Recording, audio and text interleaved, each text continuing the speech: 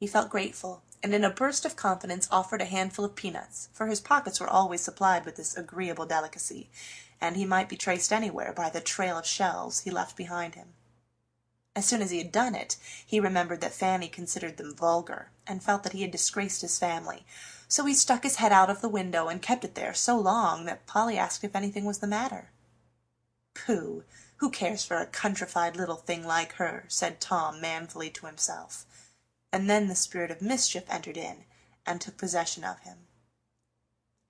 "He is pretty drunk, but I guess he can hold his horses," replied this evil-minded boy with an air of calm resignation. "Is the man tipsy?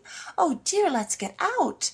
Are the horses bad? It's very steep here. Do you think it's safe?" cried poor Polly, making a cocked hat of her little beaver by thrusting it out of the half-open window on her side. "There's plenty of folks to pick us up if anything happens, but perhaps it would be safer if I got out and sat with the man." And Tom quite beamed with the brilliancy of this sudden mode of relief. "Oh, do, if you ain't afraid. Mother would be so anxious if anything should happen to me so far away," cried Polly, much distressed. "Don't you be worried. I'll manage the old chap, and the horses too." And opening the door, Tom vanished aloft, leaving poor victimized Polly to quake inside, while he placidly reveled in freedom and peanuts outside with the staid old driver. Fanny came flying down to meet her darling Polly, as Tom presented her, with the graceful remark, "I've got her," and the air of a dauntless hunter, producing the trophies of his skill. Polly was instantly whisked upstairs, and having danced a double shuffle on the doormat, Tom retired to the dining room, to restore exhausted nature with half a dozen cookies.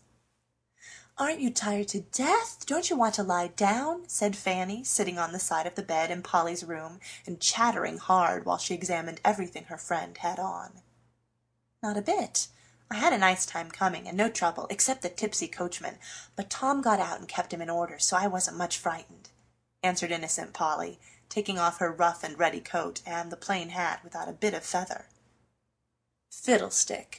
He wasn't tipsy, and Tom only did it to get out of the way. He can't bear girls," said Fanny with a superior air.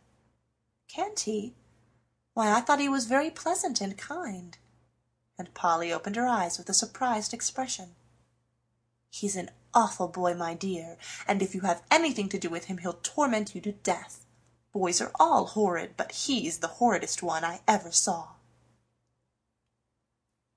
Fanny went to a fashionable school, where the young ladies were so busy with their French, German, and Italian that there was no time for good English. Feeling her confidence much shaken in the youth, Polly privately resolved to let him alone, and change the conversation by saying, as she looked admiringly about the large, handsome room, "How splendid it is! I've never slept in a bed with curtains before, or had such a fine toilet table as this." "I'm glad you like it, but don't for mercy's sake say such things before the other girls," replied Fanny, wishing Polly would wear earrings as everyone else did. "Why not?" asked the country mouse of the city mouse, wondering what harm there was in liking other people's pretty things and saying so. "Oh, they laugh at everything the least bit odd, and that isn't pleasant." Fanny didn't say countrified, but she meant it, and Polly felt uncomfortable. So she shook out her little black silk apron with a thoughtful face, and resolved not to allude to her own home if she could help it.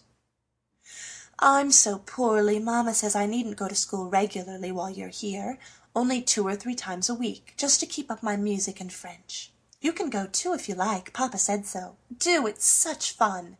cried Fanny, quite surprising her friend by this unexpected fondness for school.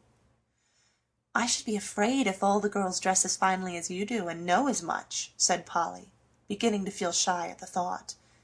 "La, child, you needn't mind that. I'll take care of you and fix you up so you won't look odd." "Am I odd?" asked Polly, struck by the word and hoping it didn't mean anything very bad.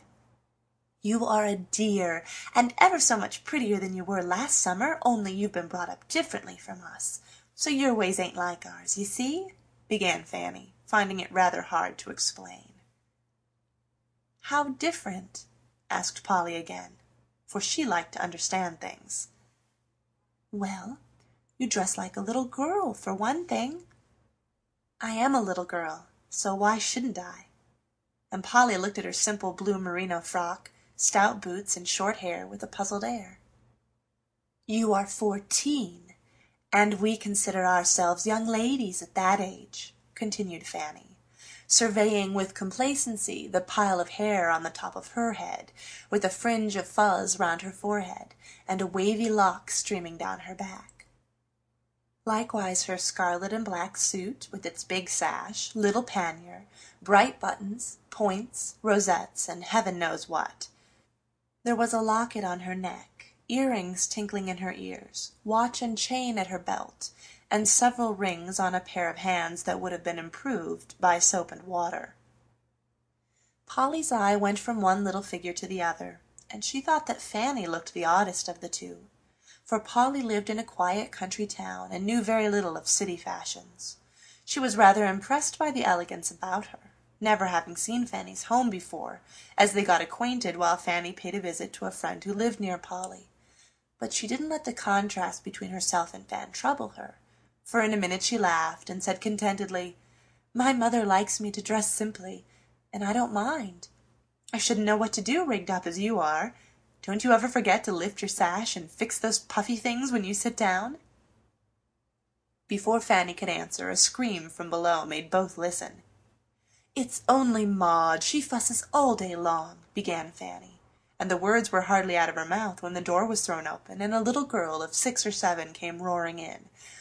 She stopped at sight of Polly, stared a minute, then took up her roar just where she left it, and cast herself into Fanny's lap, exclaiming wrathfully, "Tom's laughing at me. Make him stop."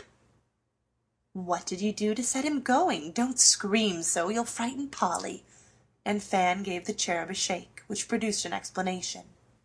"I only said that we had cold cream at the party last night, and he laughed." "Ice cream, child!" and Fanny followed Tom's reprehensible example. "I don't care. It was cold, and I warmed mine at the register, and then it was nice, only Willie Bliss spilt it on my new gabrielle." And Maud wailed again over her accumulated woes. "Do go to Katy. You're as cross as a little bear today," said Fanny, pushing her away. "Katy don't amuse me, and I must be amused 'cause I'm fractious. Mamma said I was," sobbed Maud, evidently laboring under the delusion that fractiousness was some interesting malady. "Come down and have dinner. That will amuse you."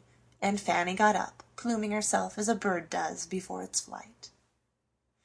Polly hoped the dreadful boy would not be present, but he was, and stared at her all dinner time in a most trying manner.